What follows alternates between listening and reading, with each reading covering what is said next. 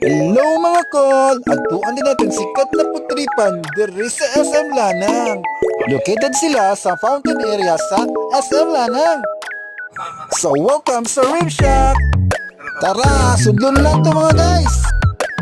For today's video, atong testingan ang ilang mga food diri sa Rib Shack. So samahan nyo ka guys!